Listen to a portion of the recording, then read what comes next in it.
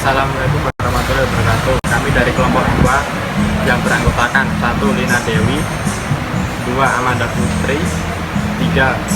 Azahra Lintang, 4. Darwa Kita Putro akan menyampaikan materi tentang berpikir kritis Immanuel Kant.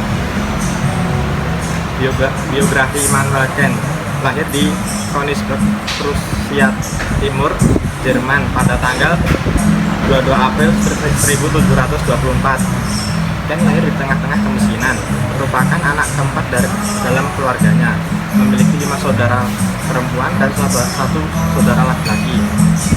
Ayahnya berdarah Skotlandia, merupakan seorang potong tali kulit yang cekatan, dan ibunya seorang perempuan Jerman yang tidak mendapatkan pendidikan yang formal, tetapi memiliki kecerdasan yang tinggi.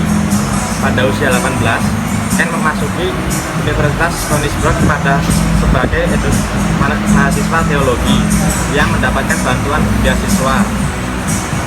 Pada tahun 1755, Kant berhasil meraih gelar sarjana dari Universitas Königsberg, walaupun terlambat mendapat gelarnya. Setelah lulus, Kant langsung mendapat jabatan sebagai privat dosen di universitasnya yang mengajar bidang matematika, fisika, dan juga geografi.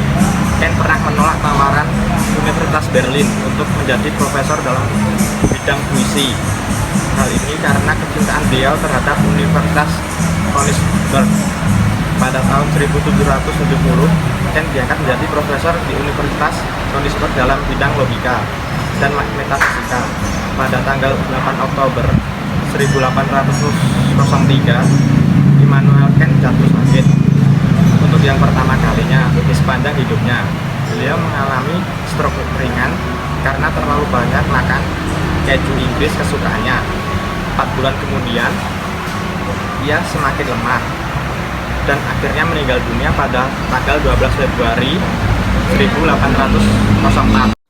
Latar belakang pemikiran filosofis Kant. Immanuel Kant dan zaman pencerahan. Pada abad ke-18, Eropa Barat mengalami zaman baru yang disebut zaman pencerahan.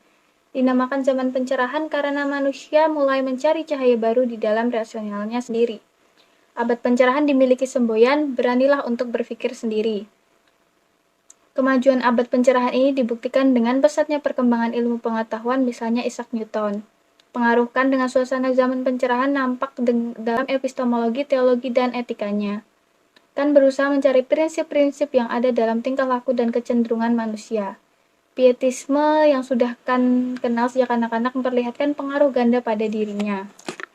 Keyakinan itu tampak lagi dalam pandangan Kant bahwa Tuhan, kehendak bebas, dan kebakaran jiwa tidak bisa dibuktikan secara teoritis, melainkan juga harus bisa diterima secara postulat dan budi praktis. Latar belakang yang kedua dari Leibniz dan Hume. Gottfried Wilhelm Leibniz dan David Hume mempunyai pengaruh besar terhadap epistemologi Kant. Leibniz tampil sebagai tokoh penting dari aliran rasionalisme, sedangkan Hume muncul sebagai wakil dari aliran empirisme. Leibniz memulai filsafatnya atas pengertian mengenal substansi. Leibniz mengatakan bahwa terdapat banyak substansi, jumlahnya tak terhingga. Tiap substansi dinamai monet. Monet itu bukanlah atom, melainkan suatu titik yang bersifat murni metafisik tanpa bentuk dan keluasan spesial. Setiap monet berdiri sendiri dan mewujudkan suatu keseluruhan yang tertutup.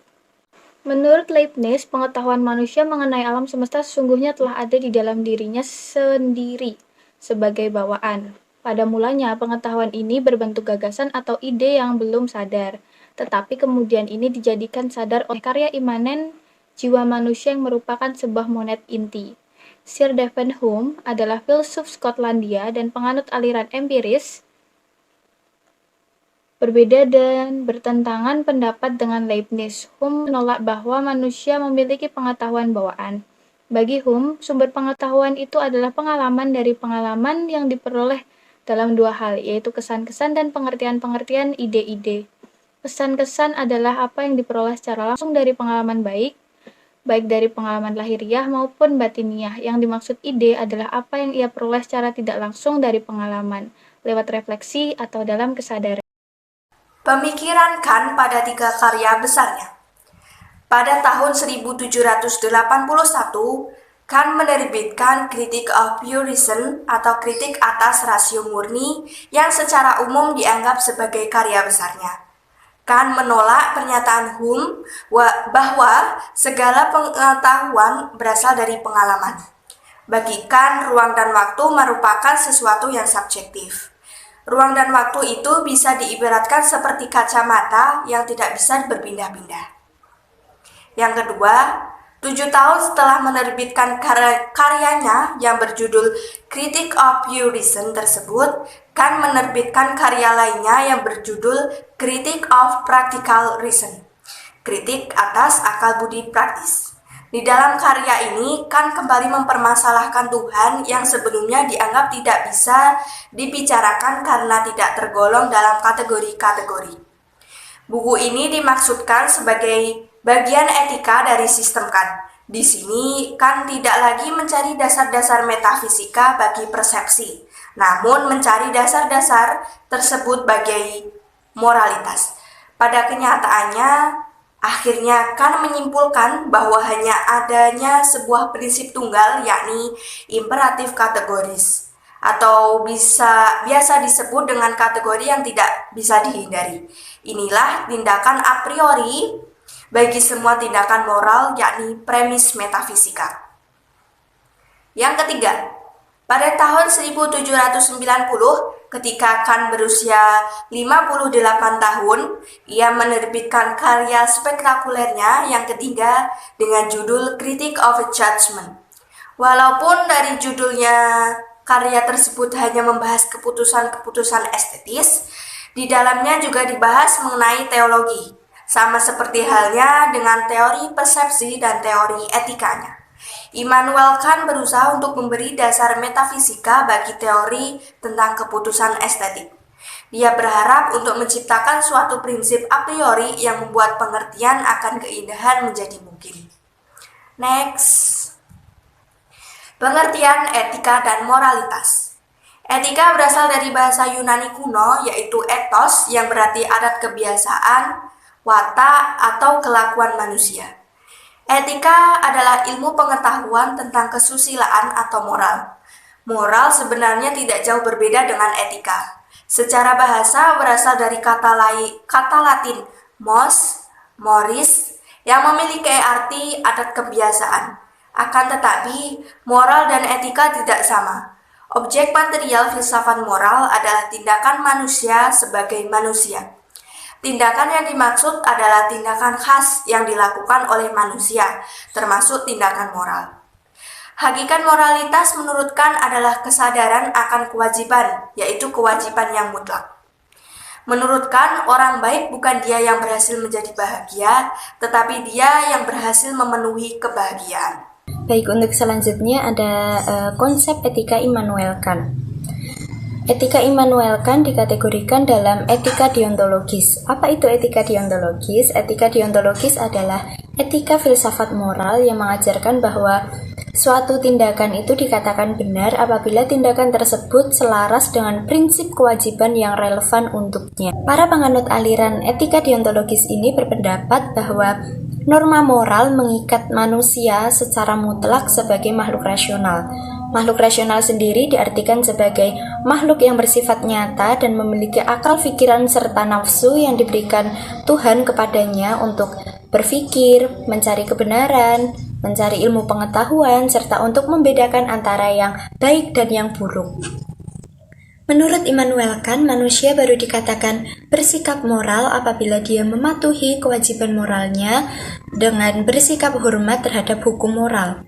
Kemudian tujuan daripada filsafat moral sendiri menurut Immanuel Kant adalah untuk menetapkan dasar yang paling dalam yang berguna untuk menetapkan keabsahan atau kevalitan suatu peraturan moral. Dalam kajian etika Immanuel Kant terdapat dua macam imperatif tindakan. Yang pertama ada imperatif hipotesis dan yang kedua ada imperatif kategoris. Imperatif hipotesis sendiri berarti yang memberitahu kita apa yang harus kita lakukan apabila kita ingin memuaskan keinginan kita. Dalam artian, apa saja sih yang harus kita lakukan jika kita ingin mencapai suatu keinginan atau hasrat dalam diri kita. Kemudian yang kedua ada imperatif kategoris, yaitu yang memberitahu kita apa saja yang harus manusia lakukan sebagai makhluk moral. Nah, perlu kita ketahui bahwasanya dua imperatif ini tidak mempersoalkan selera ataupun pilihan. Diberlakukan tanpa syarat dan secara imperasional sebagai makhluk moral. Selanjutnya atau yang terakhir ada karya-karya dari Immanuel Kant. Selama periode 1746 hingga 1770, Immanuel Kant banyak menuliskan karya-karya tentang ilmu alam, ilmu pasti, dan juga filsafat. Berikut ini beberapa karya daripada Immanuel Kant. Yang pertama ada The Critique of Pure Reason, yang membahas mengenai akal budi murni. Kemudian ada Prolegomena Toini Future Metaphysics atau pengantar metafisika masa depan. Kemudian ada karya yang membahas mengenai pendasaran metafisika kesusilaan. Kemudian ada Kritik der Praxis van Vernon atau kritik atas akal budi praktis. Yang kelima ada Kritik der Artelskraft atau kritis atas daya pertimbangan. Kemudian ada Critic of Judgment atau yang membahas mengenai teologi Tuhan. Kemudian yang ketujuh ada Die Religion innerhalb dan Grenzen der bloßen Vernon atau agama di dalam batas budi melulu.